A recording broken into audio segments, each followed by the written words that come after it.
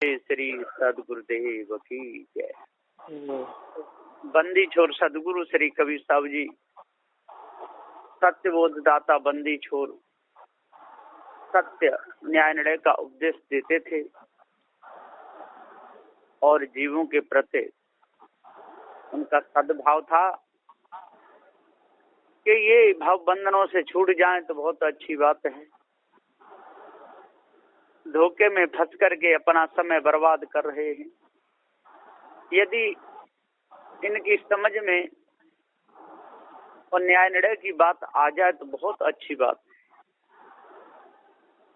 साहब का बहुत प्रयास था, अति प्रयास था।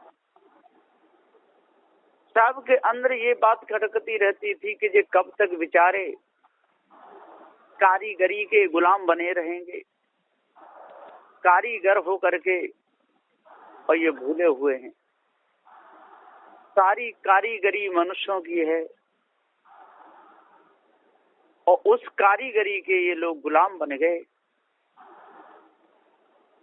मेरे प्रयत्न के द्वारा, प्रयास के द्वारा यदि ये छूट जाए तो अच्छी बात है। इनकी मति गंदी हो गई, विचार गंदे हो गए। देवी देवता नकली बना बना करके बड़े विशाल मंदिर बना के खड़े कर दिए और उन पर बलि चढ़ाई जाने लगी। बकरे की बलि चढ़ाने लगे, भैंसे की बलि चढ़ाने लगे, गाय की बलि चढ़ाने लगे, मुर्गे की बलि चढ़ाने लगे। हत्या चालू कर दी। खून खराबा होने लगा, खून बहने लगा। साहब जी एक जगह नहीं बैठे रहते थे, वो भी घूम के देखते थे कि संसार में क्या हो रहा है।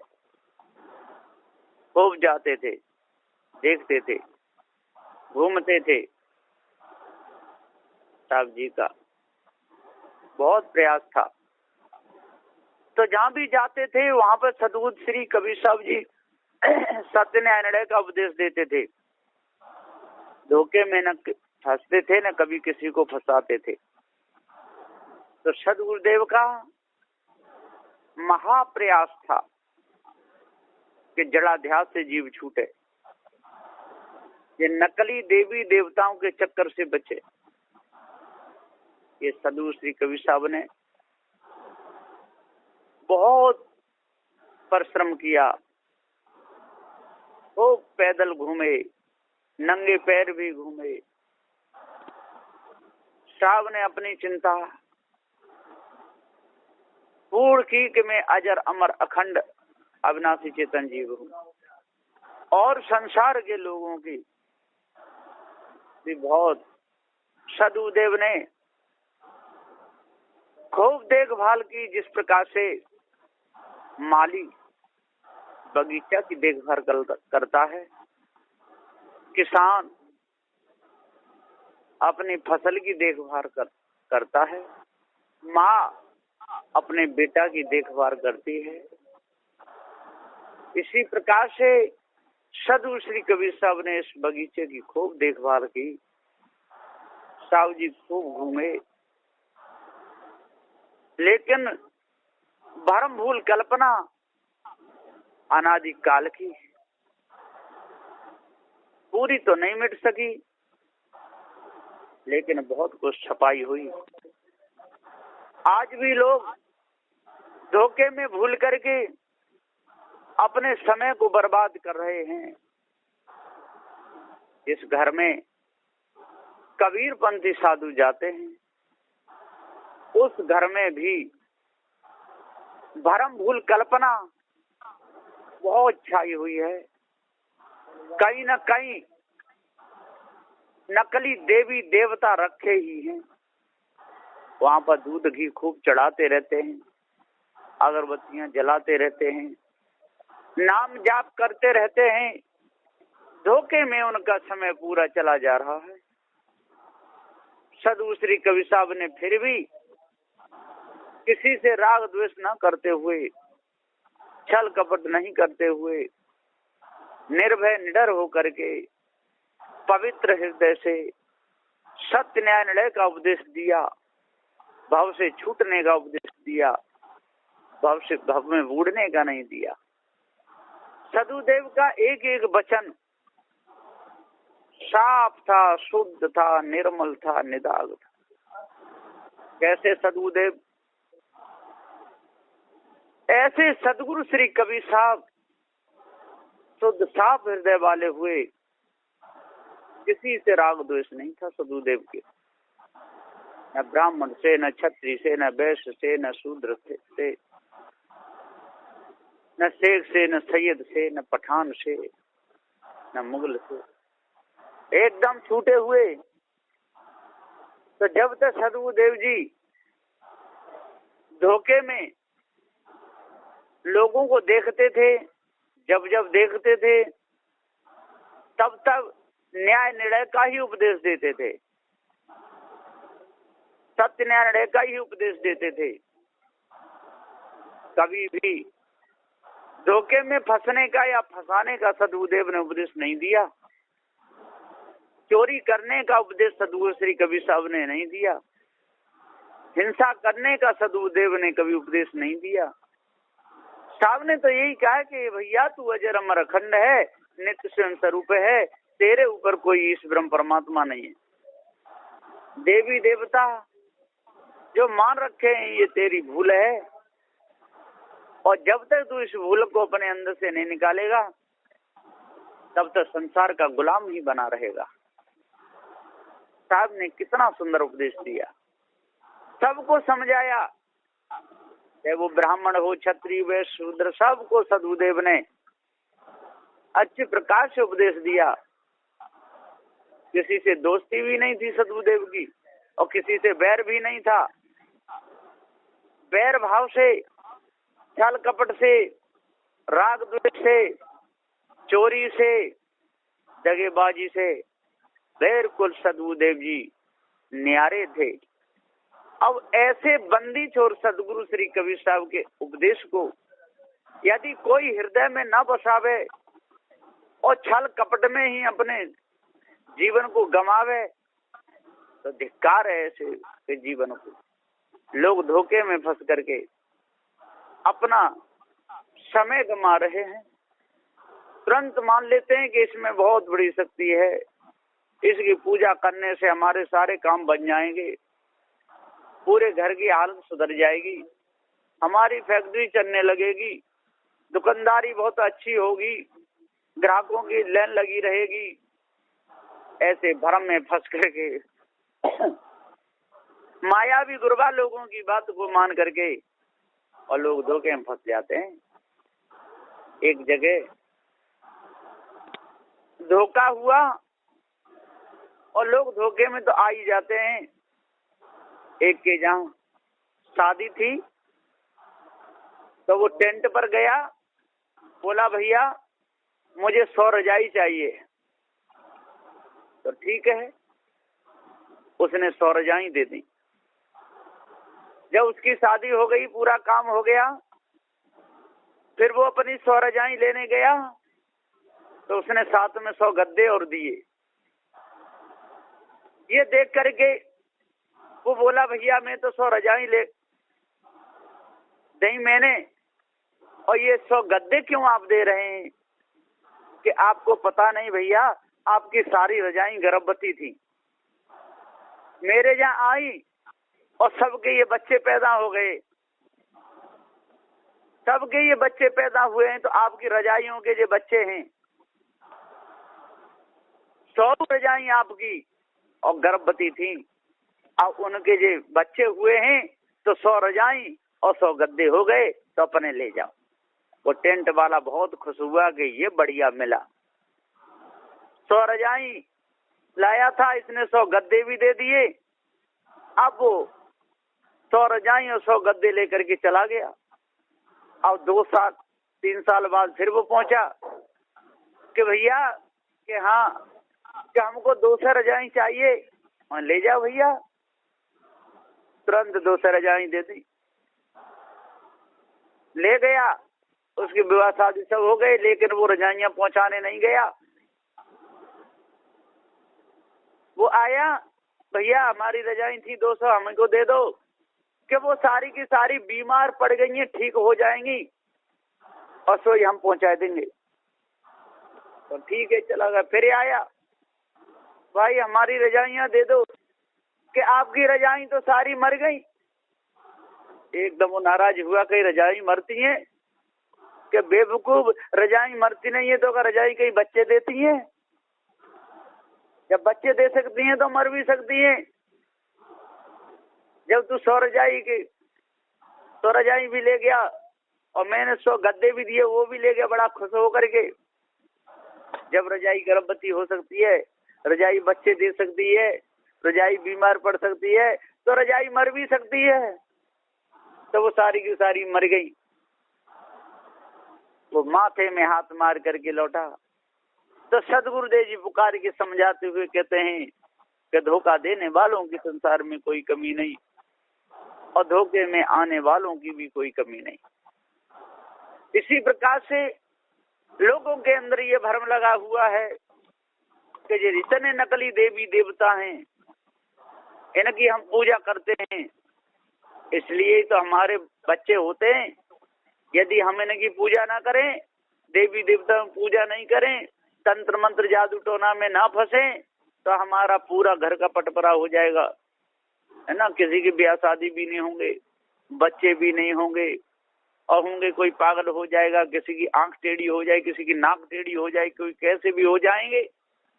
ऐसा भ्रम लोगों के अंदर लगा हुआ है।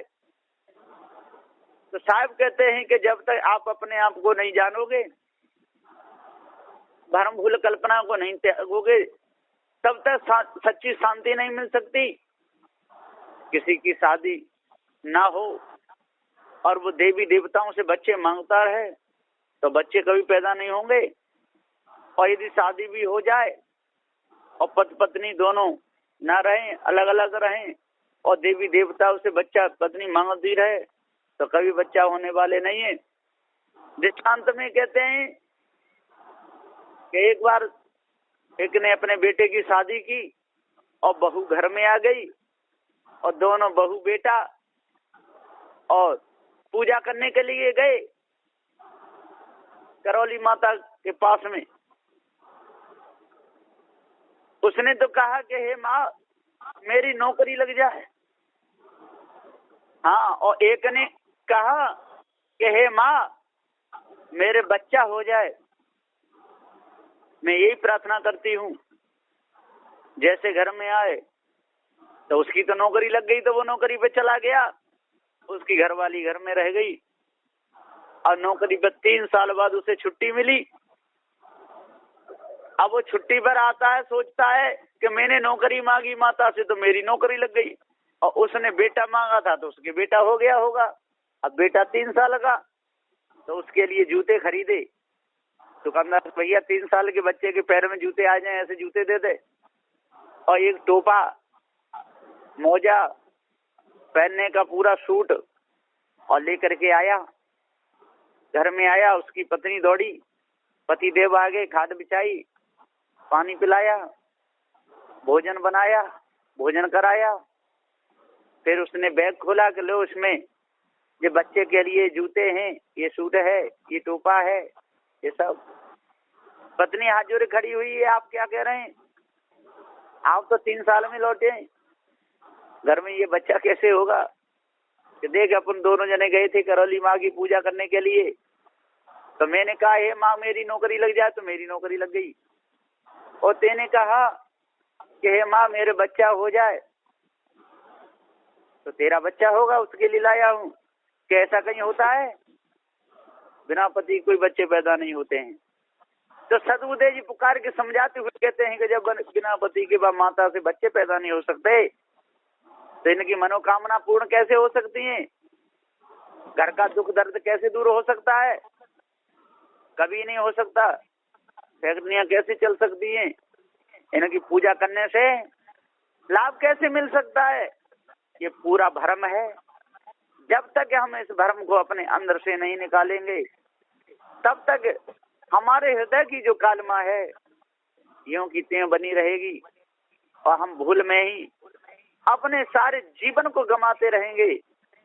लोग काशी मथुरा हरिद्वार नंदगांव बरसाने में खूब घूमते रहते हैं, डोलते रहते हैं। चेतन अजर अमर अखंड अविनाशी जीव है, तो इसको तो नानक कहते हैं, भिखारी कहते हैं, परचन कहते हैं, ईश्वर का अंश कहते हैं। धोखे में अपने पूरे समय को बिताते रहते हैं। सदगुरुदेव श्री कबीर साहब जी का कहना है कि भैया भरम में समय क्यों बिताते हो, धोखे में समय क्यों गंवा रहे हो, क्यों इन ईंट डेल पत्थरों की पूजा में अपने समय को निकाल रहे हो। देवी देवताओं को मना मना करके नगर कोट गाते रहते हो कि नगर कोट बैकुंठ खम्मतों में लगे रहे मात धर्म केरी, और छिके चांदनी चौक बाग हरियल निवलन के मैयारी, पौड़िए नागर बेल लटक रहे लोंगन के झंपा, मैया बैठी पलंग बिछाई ब्यार करे अर्जुन से जोधा, और मैया जय जय जय जय होई, 8 पैर 64 घड़ी तेरो भमन न खाली होई। खूब लोग गाते रहते हैं, इतना गाते हैं कि कोई सिवा नहीं, खूब गाते हैं, मैया है शेर पे सवार, मैया होके शेर पे सवार, अरे दानिन से दुर्गे लड़न चली। खूब गाते रहते हैं, गाने में कोई कसर नहीं छोड़ते। खूब भरम मूल कल्पना का डंका बज रहा है।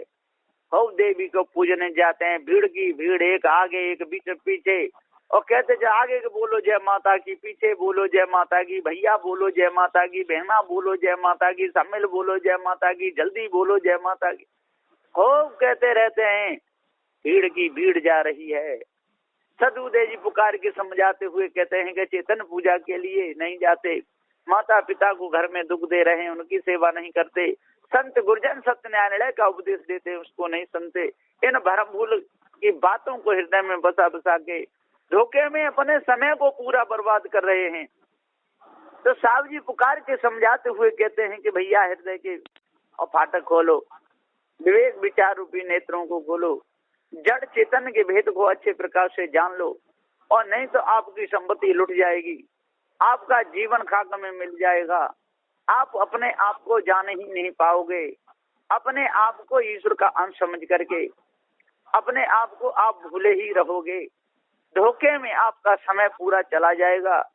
संत गुरुजन जो न्याय निर्णय की जो बात बताते हैं, देवी देवता असली जो देवी देवता हैं उनको बताते हैं, आप नकली देवी देवताओं को पूजने के लिए चल देते हो। असली देवी देवता जितने मनुष्य हैं, सत्यवादी जो मनुष्य हैं, इनको पूरा बोध अपने आप का है, कभी किसी को धोखा नहीं देते, भूखे को भोजन, नंगे को कपड़ा, प्यासे को पानी, इनकी सतमती है। वही तो देव हैं, वही देवता हैं।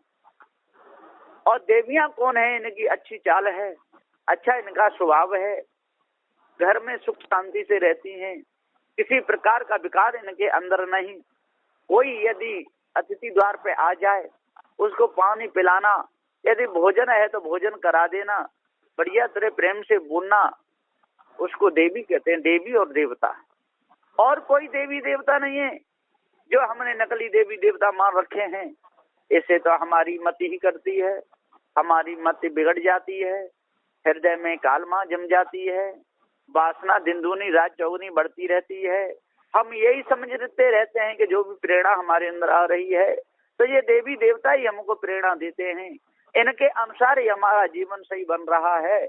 और जो भी नौकरी लगती है इनकी कृपा से लगती है, और जो भी संसार में हो रहा है वो इनकी कृपा से हो रहा है।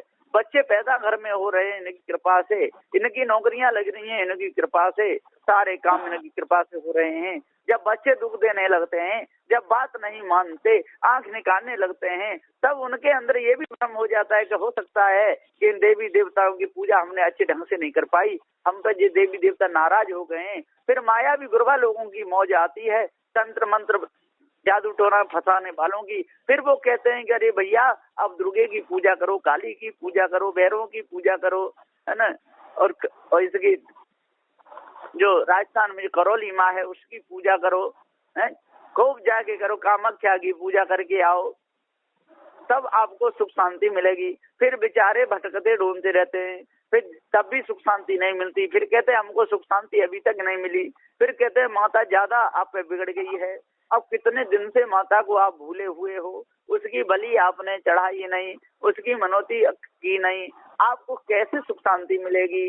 अब तो जो होना है सो होगा, दुख आएगा तो आएगा, लेकिन करते चलो तो आगे चल के आपको माता बहुत सुख देगी। आगे चल के सभी प्रकार के आपके पाप कट जाएंगे।